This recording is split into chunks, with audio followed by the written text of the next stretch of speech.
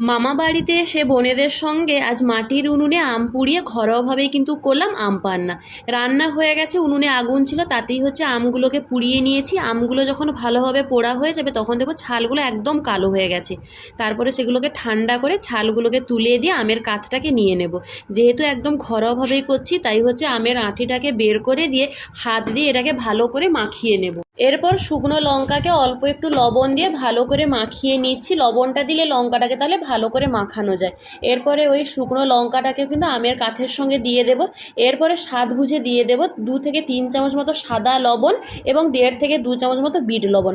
এরপরে সেটাকে ভালো করে মাখিয়ে নেওয়ার পরে বেশ অনেকটা পরিমাণে কিন্তু চিনি দেবে, তবে এই চিনির পরিমাণটা কিন্তু আমের টক ভাব অনুযায়ী দেবে। এরপরে সেটাকে আমি তৈরি করে রেখে দিয়েছি সব কিছুকে মাখিয়ে। এরপর এক গ্লাস জলে 1.5 থেকে 2 চামচ মতো ওই আমের কাঠটা দিয়ে ঠান্ডা জল ঢেলে সব কিছুকে একসঙ্গে মিশিয়ে নিলেই কিন্তু আম পান্না রেডি।